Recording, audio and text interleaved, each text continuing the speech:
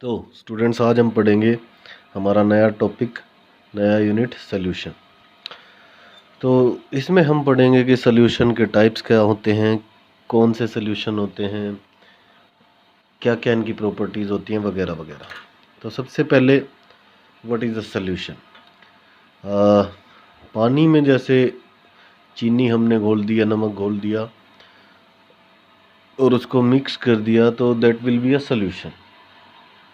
लेकिन पानी में अगर रेत या सैंड हम घोलना चाहें तो वो घुलेगी नहीं, तो that will not be a solution. तो सॉल्यूशन होता क्या है? Solution is a homogeneous mixture of two और more chemically non reacting substances whose composition can be varied within certain limit। मतलब होमोजीनियस मिक्सचर होना चाहिए, कंसंट्रेशन जो है यूनिफॉर्म होनी चाहिए थ्रू आउट। जैसे नमक के सोल्यूशन में या चीनी के सोल्यूशन में यूनिफॉर्म होती है कंसंट्रेशन, रेत के सोल्यूशन में कंसंट्रेशन यूनिफॉर्म नहीं होती, क्योंकि नीचे रेत ज़्यादा बैठी होती है, ऊपर सोल्यूशन में कम होती है, इसलिए उसको हम सोल्यूशन नहीं बोलते। जैसे नमक को पानी में अगर हम घोलते हैं तो वो पूरा सारे पानी में घुल जाता है अच्छे से यूनिफॉर्मली।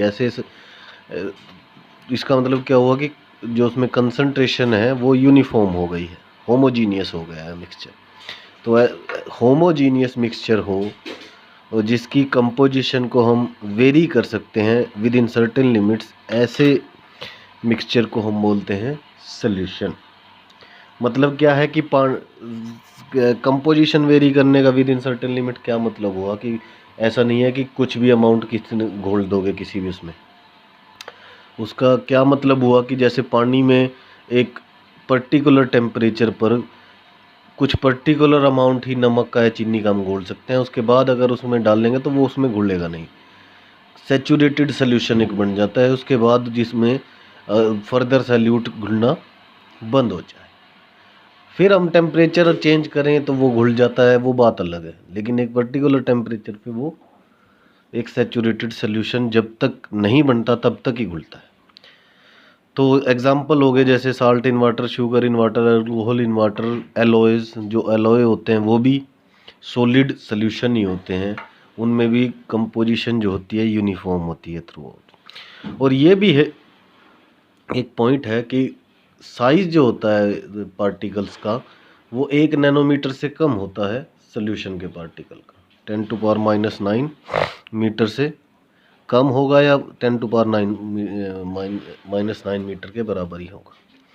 कंपोनेंट ऑफ सोल्यूशन ये पता चल गया। कंपोनेंट ऑफ सोल्यूशन क्या होंगे? एक तो सॉल्वेंट होता है सोल्यूशन में, एक सॉल्यूट होता है। सॉल्वेंट वो होता है जो लार्ज अमाउंट में होगा और जो डिज़ोल्व करता है सॉल्यूट को, और सॉल्यूट क्या हो गया? जो स्मॉलर अमाउंट में होगा, गेट डिज़ोल्व्ड, जो घुलता है उसमें। तो सोल्यूशन एक्वस और नॉन एक्वस हो सकते हैं। एक्वस वो जिसमें पानी सॉल्वेंट का काम करता है, नॉन एक्वस वो जिसमें सॉल्वेंट पानी के बजाय कोई और लिक्विड हो या कोई और सब्सटेंस हो।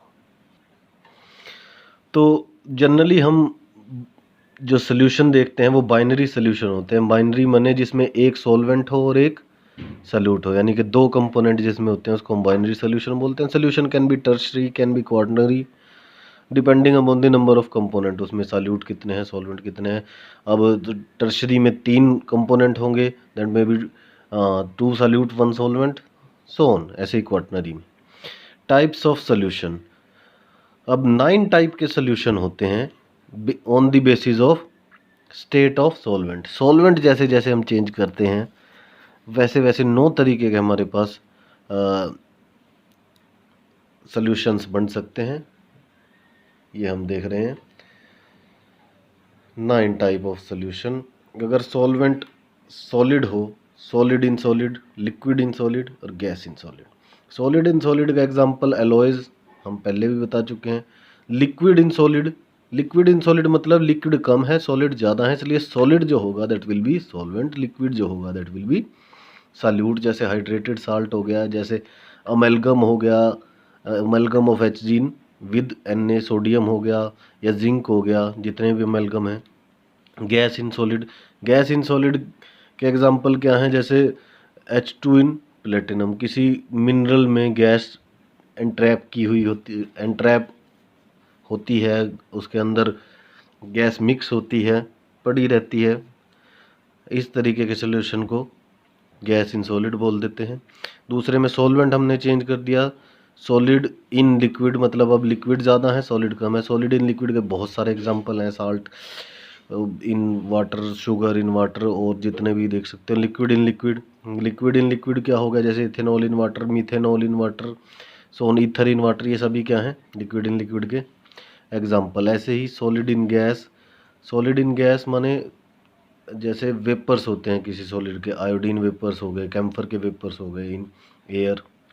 As a liquid in gas, liquid in gas में क्या हो गया, जैसे कि फॉग हो गया, फॉग क्या हो गया एक तरीके से लिक्विड इन गैस, और मॉइस्चर इन एयर हो गया, ह्यूमिडिटी जिसको हम बोलते हैं।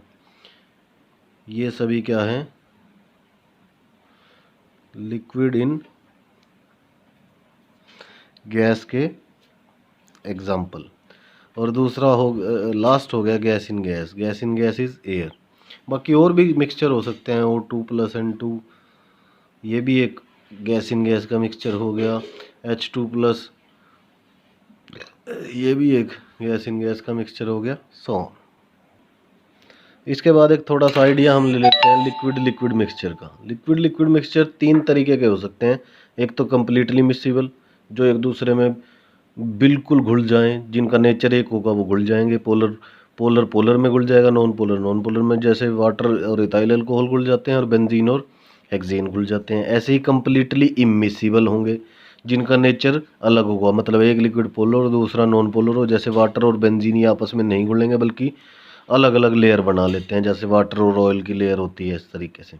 तीसरा हो गया पार्शियली मिक्सिबल लिक्विड। ये वो लिक्विड्स होते हैं जिनके नेचर बिल्कुल ना तो एक दूसरे के एक डिसिमिलर होते हैं ना सिमिलर होते हैं, ना तो इनका नेचर एक जैसा होता है ना बिल्कुल अलग होता है, तो मतलब थोड़े बहुत ये घुल जाते हैं आपस में, इसलिए इनको क्या बोल देते हैं, पार्शियली मिक्सिबल, जैसे ईथर प्लस वाटर। नेक्स्ट हमारे पास है concentration terms for solution. Solution मैंने हम बाइनरी सोल्यूशन की बात कर रहे हैं, इसमें solid in liquid solution. Binary solution वो सॉलिड इन लिक्विड टाइप के। तो कंसंट्रेशन टर्म्स क्या है कि concentration of soluted solution can be represented in the various ways. और वो वेज क्या हैं, मतलब कई तरीके से हम दिखा सकते हैं। जैसे पहला तरीका है परसेंटेज। परसेंटेज से क्या, दो तरीके से हम परसेंटेज में दिखा सकते हैं, एक तो परसेंटेज बाय मास, एक परसेंटेज बाय वॉल्यूम। परसेंटेज क्या होती है कि 100 पार्ट सोल्यूशन का और उसमें how much part of solute is there.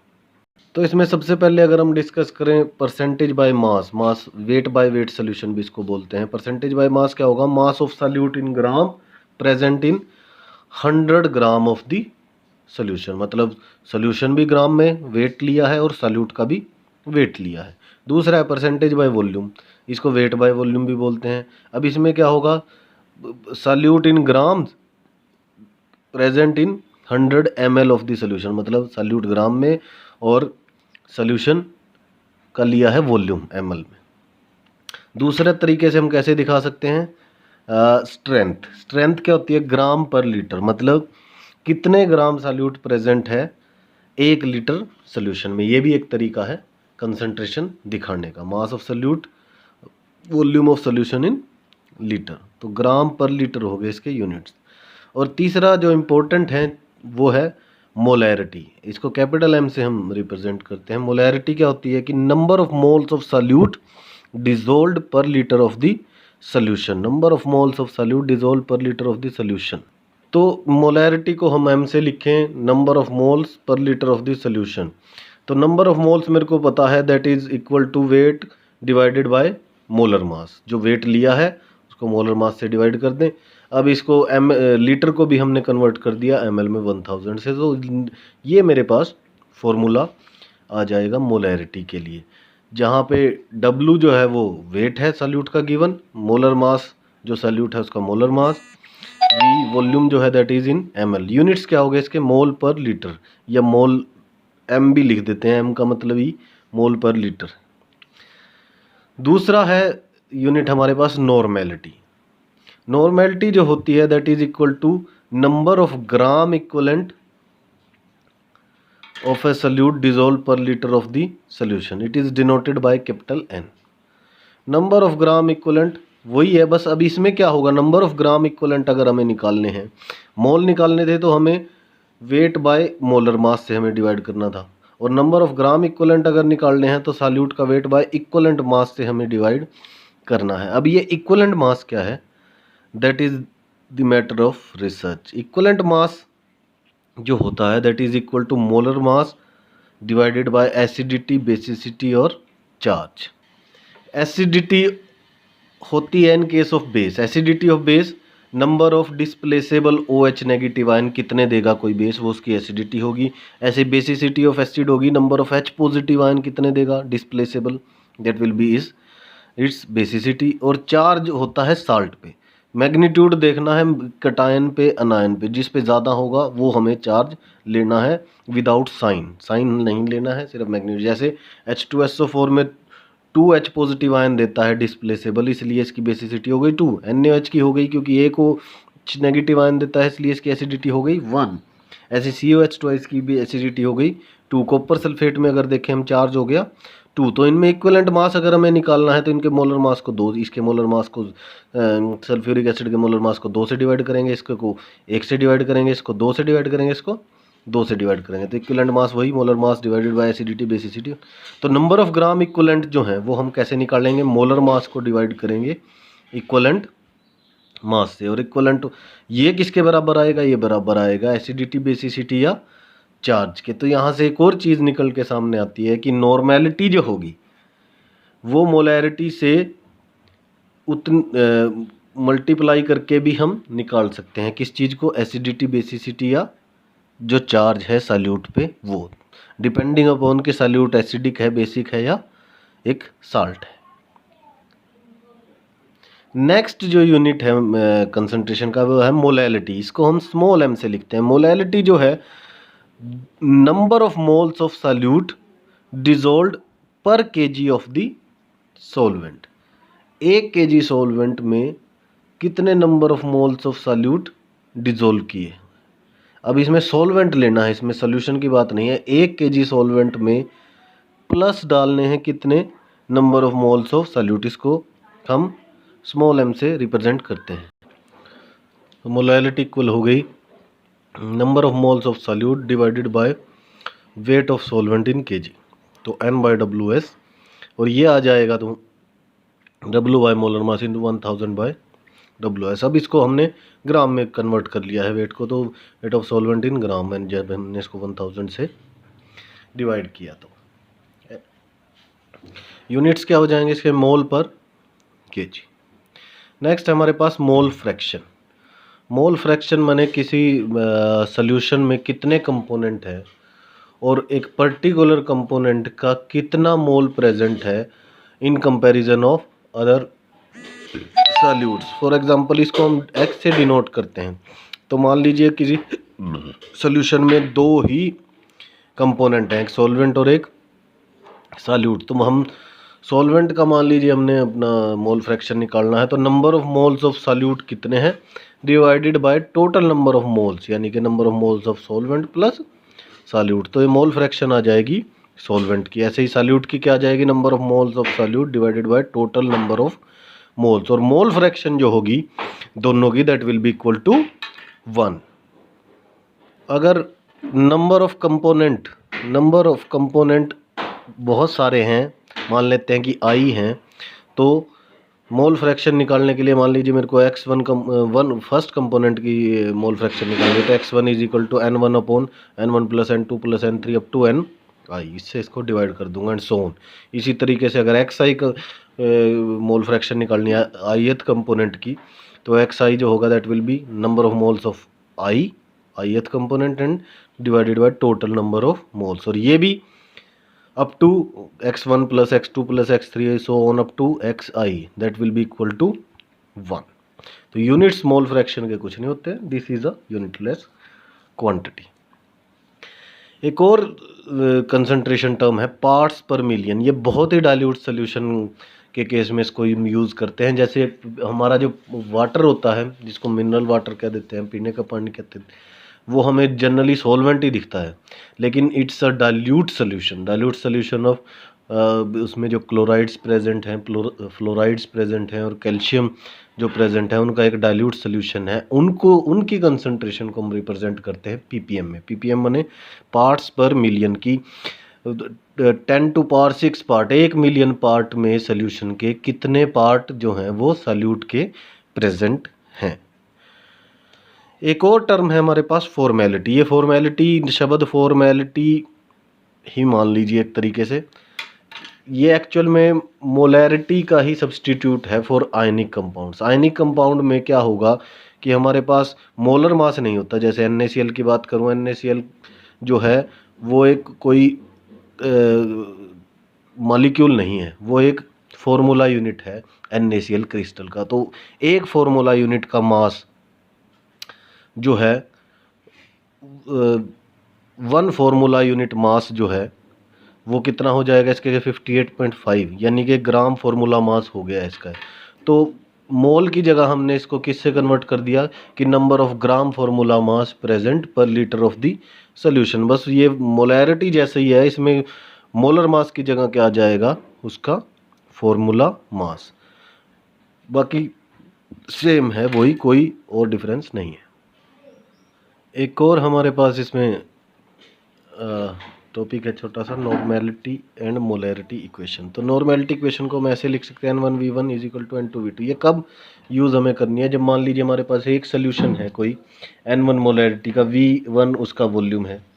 मान लीजिए 100 ml कोई सोल्यूशन है 1 मोलैरिटी का, उसी सोल्यूशन से हमने बनाना है 200 ml 0.5 मोलैरिटी नॉर्मेलिटी का कोई सोल्यूशन। तो हम क्या करेंगे, उसमें हमने कितना और सॉल्वेंट ऐड करना है ताकि हम वो सोल्यूशन निकाल लें, तो वो हम इस फॉर्मूला से कर सकते हैं। या फिर और कहाँ यूज़ हो सकता है कि जैसे मेरे पास 1 नॉर्मेलिटी का 100 ml एसिडिक सोल्यूशन है और उसको मेरे को न्यूट्रलाइज करना है बेस सोल्यूशन से, तो वो बेस सोल्यूशन जो है वो 0.5 नॉर्मेलिटी का है, तो उसका कितना वॉल्यूम लगेगा, तो वो भी हम इस फॉर्मूले से निकाल सकते हैं नॉर्मेलिटी में अगर दिया हुआ हो।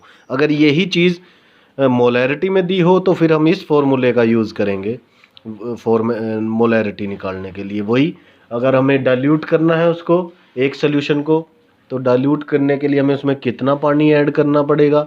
मान लीजिए 1 मोलर से हमें 0.25 मोलर बनाना है, तो उसमें कितना और सॉल्वेंट ऐड करना पड़ेगा, वो इस फॉर्मूला से हम निकाल सकते हैं। अब इसमें N1 और N2 से और डिवाइड किया हुआ है। ये कब होगा, ये तब होगा जब दोनों जो रिएक्टिंग जो हमारे पास कंपोनेंट्स हैं, रिएक्टिंग सब्सटेंसेस हैं, जो वो सेम नेचर के ना हो, मतलब एक एसिड और दूसरा बेस, और दोनों की मोलैरिटी अलग अलग हो, मतलब दोनों की एसिडिटी बेसिसिटी अलग अलग हो, एसिडिटी बेसिसिटी अलग अलग हो। जैसे यहाँ पे NaOH की एसिडिटी है 1 और H2SO4 की बेसिसिटी है 2। तो जब इसकी हम बैलेंस्ड केमिकल इक्वेशन लिखेंगे तो हमें इसमें 2 लिखना पड़ेगा इसके आगे, और इसके आगे 1। तो यहाँ पे N1 की वैल्यू हो गई 2 और N2 की वैल्यू हो गई 1।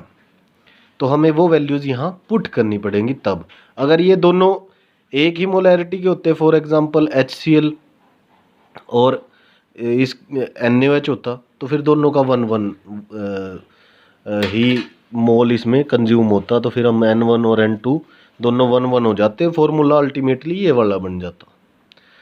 ठीक है जी। तीसरी एक और इक्वेशन है, ये नॉर्मेलिटी में भी लिख सकते हैं और मोलैरिटी में भी लिख सकते हैं, कि अगर 2 सोल्यूशन एक ही नेचर के, सेम नेचर के, या तो एसिडिक मान लो या बेसिक मान लो, अगर उनको हम मिक्स कर दें सेम नेचर के 2 सोल्यूशन को, तो उनकी मोलैरिटी क्या होगी रिजल्टेंट सोल्यूशन की, वो अगर हमें निकालनी है तो हमें ये फॉर्मूला यूज़ करना पड़ेगा, N1V1 + N2V2 = N3V1 + V2। अगर मोलैरिटी वाला है तो M1V1 + M2V2 = M3V1 + V2। तो ये वाला फॉर्मूला हमें यूज़ करना पड़ेगा तब, जब हमें जो रिजल्टेंट सोल्यूशन बनना है उसकी मोलैरिटी या नॉर्मेलिटी पता करनी हो तो। एक और, अगर दोनों सोल्यूशन जो हम मिक्स कर रहे हैं वो एक नेचर के ना हो, मतलब एक एसिड हो दूसरा बेस हो, तो फिर ये फॉर्मूला हम यूज़ करेंगे जो रिजल्टेंट सोल्यूशन की एसिडिटी या बेसिसिटी आएगी। अब resultant solution will be acidic और बेसिक डिपेंड करता है कि किसके नंबर ऑफ मोल्स ज़्यादा होंगे, एसिडिक सोल्यूशन के या बेसिक सोल्यूशन के। लेकिन वॉल्यूम जो है वो हमें ऐड ही करना है, इसको माइनस नहीं करना है। यहाँ पे साइन सिर्फ माइनस आएगा और इसको हम नॉर्मेलिटी के लिए यूज़ करें तो अच्छा है, क्योंकि मोलैरिटी के लिए हमें फिर इसको नॉर्मेलिटी में पहले चेंज करके फिर दोबारा से मोलैरिटी में चेंज करना पड़ेगा, तो इसलिए हम इसको नॉर्मेलिटी में ही लिख रहे हैं, ये सिंपलेस्ट फॉर्म। इसके न्यूमेरिकल्स हम करेंगे, कल करेंगे। ये सारा जो मैंने आज कराया है इसको आपको लर्न करना है, याद रखना है, न्यूमेरिकल्स में ये यूज़ होगा।